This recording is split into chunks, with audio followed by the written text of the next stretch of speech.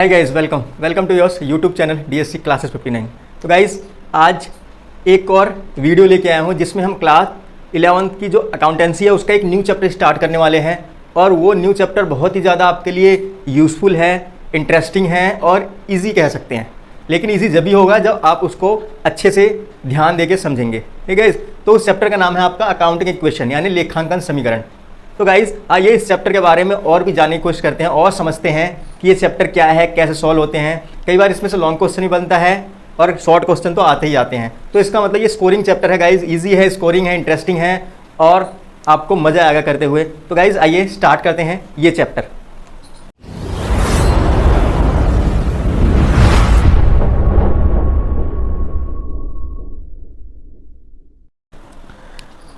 तो गाइज़ देखिए accounting equation. अब इससे पहले आप एक इक्वेशन पे जाइए जो हमने प्रीवियस चैप्टर में किया था। एक इक्वेशन थी हमारे पास, assets is equal to liabilities plus capital.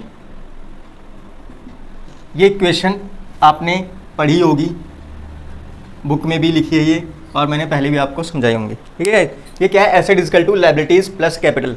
तो इस इक्वेशन को हम सिंपली अकाउंटिंग इक्वेशन बोलते हैं। ठीक है, इस इक्वेशन को। ठीक है, अब देखिए इसको समझने की कोशिश करते हैं कि ये है क्या। ठीक है, देखिए एसेट का मतलब होता है कंपनी यानी फर्म की क्या है, प्रॉपर्टीज। प्रॉपर्टी मतलब वही संपत्तियाँ। ठीक है, इसको बोलते हैं हम संपत्तियाँ।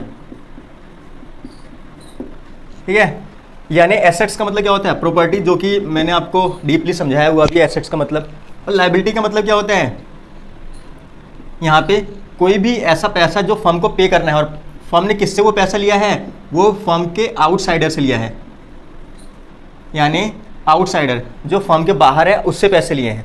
ठीक है, दूसरा क्या है, कैपिटल मतलब फर्म ने क्या है, पैसे लिए हैं, किससे लिए हैं, इनसाइडर यानी जो फर्म के अंदर है उससे पैसे लिए हैं। फर्म के अंदर कौन होता है, ऑनर होता है उसका। ठीक है, और बाकी वो किसी से पैसे लेते हैं तो वो आउटसाइडर आ जाते हैं, वो लायबिलिटीज हो जाती हैं। ठीक है, अब इसका मतलब समझिए क्या है। इसका मतलब ये है कि जो प्रोप्राइटर यानी जो ऑनर पैसा लगाता है, उन पैसों का यूज करके क्या करती है फर्म, उस पैसों से क्या खरीदती है, अपनी एसेट्स को खरीदती है। समझ आ रहा है गाइस, उस पैसों से क्या करती है, अपनी एसेट्स को खरीदती है। ठीक है, यानी फर्म ने यानी ऑनर ने जितना पैसा लगाया उस पैसों का क्या करेगी फर्म, अपनी एसेट्स को खरीदने में लगाएगी। जैसे कि मशीनरी, कोई बिल्डिंग, फर्नीचर, कंप्यूटर, ये सब खरीदने में लगाएंगी। तो वो क्या है, एसेट्स है। और अगर फिर भी इनसे पैसे कम पड़ जाते हैं, यानी ऑनर जो पैसे दे रहा है वो फर्म के लिए पैसे कम पड़ जाते हैं, तो फर्म क्या करती है, किसी आउटसाइडर से पैसे लेती है।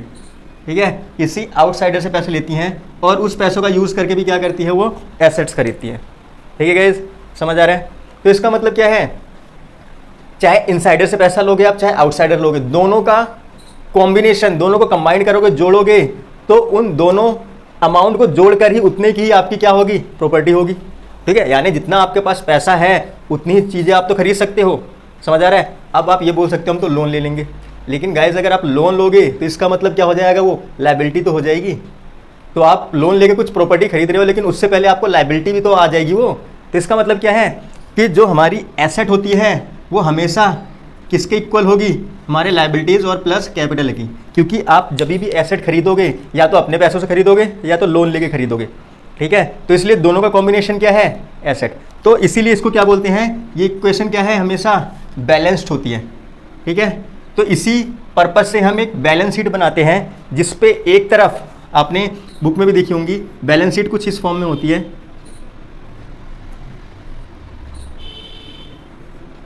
टी फॉर्म में ही बैलेंस शीट, इधर लायबिलिटीज़ प्लस कैपिटल होती हैं यानी लायबिलिटीज़, और इधर एसेट्स होती हैं। तो इसका मतलब क्या है, जितनी हमारी एसेट्स होंगी उतनी ही वैल्यू की क्या होंगी, लायबिलिटीज़ होंगी। इसलिए ये दोनों हमेशा क्या होंगी, इक्वल होंगी। ठीक है, दोनों हमेशा क्या होंगी, इक्वल होंगी। क्यों, क्योंकि जितने आपके पास पैसे हैं आप उतने की तो ही प्रॉपर्टी खरीद सकते हो, उससे ज़्यादा की थोड़ी ना खरीदोगे। अगर आप लोन लेके के भी खरीदोगे तो लायबिलिटी तो आपकी पहले ही आ जाएगी ना, उसी से पैसों से तो खरीदोगे। तो इसलिए हमेशा जो बैलेंस शीट होती है हमेशा बैलेंस्ड होती है, बराबर होती है। ठीक है गाइस, तो अकाउंटिंग इक्वेशन हमारी इसी पे ही क्या है, बेस्ड है। समझ आ रहा है। इसी यानी पूरी अकाउंटिंग इक्वेशन ही, पूरी अकाउंटिंग ही इसी पे बेस्ड है। तो इसका मतलब समझ गए आप, asset is equal to liabilities plus capital, ये क्या है हमारी अकाउंटिंग इक्वेशन, ठीक है। तो इसका मतलब आप इजिली समझ गए होंगे कि एसेट इक्वल क्यों होता है लायबिलिटीज और प्लस कैपिटल के, ठीक है, समझ आ गया। इसका मतलब लायबिलिटीज पे जितना भी कुछ भी इफेक्ट होगा या कैपिटल पे जितना भी इफेक्ट कुछ भी इफेक्ट होगा तो उसका इफेक्ट उतना ही क्या होगा, एसेट पे पड़ेगा। इसका मतलब जितनी भी ट्रांजैक्शन होगी उसका उतने सेम अमाउंट से इफेक्ट एसेट के साइड पड़ेगा, समझ आ रहा है। इट्स मीन गाइज कि जो भी ट्रांजैक्शन होगी हर ट्रांजैक्शन के बाद ये इक्वेशन हमेशा बैलेंस रहेगी, समझ आ रही है भाई। इस चीज़ को हमेशा आप अकाउंटिंग इक्वेशन याद करते टाइम याद रखिएगा, जितनी भी ट्रांजैक्शन होगी हर ट्रांजैक्शन के बाद क्या होगा, ये इक्वेशन हमारी हमेशा बैलेंस्ड होगी। अगर बैलेंस्ड नहीं है तो कहीं ना कहीं इनकरेक्ट कर रहे हो आप, ठीक है, समझ आ रहा है, ठीक है। अब देखिए अकाउंटिंग इक्वेशन करने से पहले आपको कुछ, क्योंकि अभी आपने 11th स्टार्ट की होगी तो आपको पता नहीं है कि एसेट्स कौन कौन सी होती हैं, लायबिलिटीज़ कौन कौन सी होती हैं और कैपिटल तो खैर एक ही होती है। तो मैं पहले आपको वो सब लिखवा देता हूँ कि क्या क्या एसेट्स होती हैं, क्या क्या लायबिलिटीज़ होती हैं, तो उसके बेस पे हम प्रैक्टिकल क्वेश्चंस को हम नेक्स्ट वीडियो में डीपली करेंगे, ठीक है। तो सबसे पहले आप समझ लीजिए कि एसेट्स के अंदर क्या क्या चीज़ें आती हैं, ठीक है। मैं कुछ लिखवा रहा हूँ जो अकाउंट इक्वेशन में यूज़ हो सकती हैं, बाकी आप बुक्स में पूरी डीपली गिवन है, आप उसमें से देख सकते हैं। फाइनेंशियल स्टेटमेंट करके एक चैप्टर होगा, उसमें पूरा परफॉर्मा होगा एसेट का, लायबिलिटीज़ का, एक्सपेंस का, इनकम का, वहाँ से आप देख सकते हैं। बाकी मैं कुछ लिखवा देता हूँ, ठीक है। जो पहली एसेट हमारी वो क्या है, मशीनरी यानी मशीन। दूसरी है बिल्डिंग, आपको पता है बिल्डिंग क्या होती है, ठीक है। थर्ड हमारी कंप्यूटर, देन फर्नीचर, ये सब एसेट्स के नाम है guys. Cash, bank, prepaid expense, मैं आपको समझाते भी रहूँगा गाइज अभी क्या क्या है प्रीपेड एक्सपेंस। देन उसके बाद अक्यूड इनकम, उसके बाद आ जाता है आपका हॉर्सेस, BR यानी बिल्स रिसीवेबल जिसे बोलते हैं। उसके बाद इन्वेस्टमेंट, और उसके बाद शेयर्स, आपने किसी कंपनी के शेयर्स परचेज किए हैं तो शेयर्स, एंड,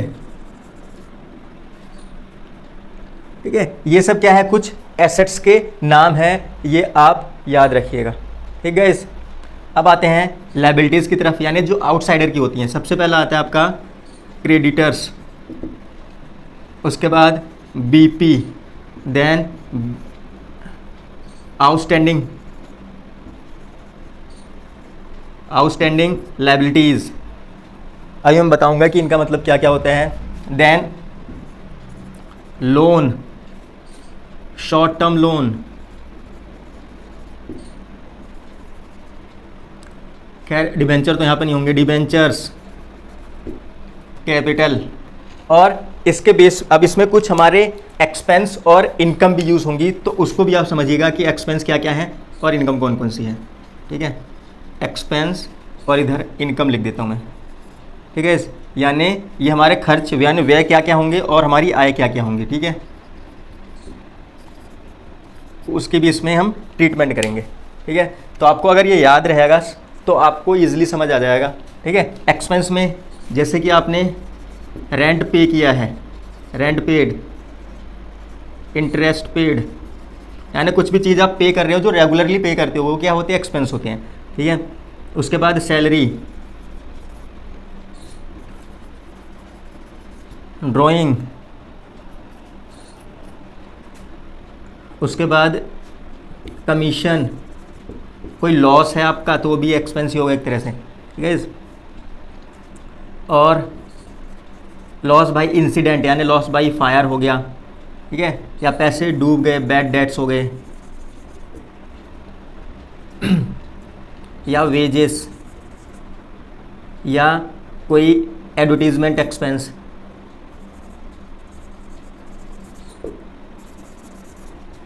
या कोई कन्वेंस, यानी कोई किराया आने जाने का। तो ये क्या है, एक्सपेंस। एक्सपेंस मतलब समझ लीजिए गाइस, जो आप रेगुलरली पे कर रहे हो वो क्या होता है, एक्सपेंस होता है। ठीक है, अगर किसी के आगे पेड लिखा है तो ठीक है वो पे है, अगर कुछ नहीं लिखा है तो भी उसको हम पे ही मानते हैं कि हमने पे किया है। इनकम में क्या हो जाता है, सेम रेंट आ जाएगा लेकिन उसके आगे रिसीव्ड लिखा रहेगा या CR यानी क्रेडिट लिखा रहेगा।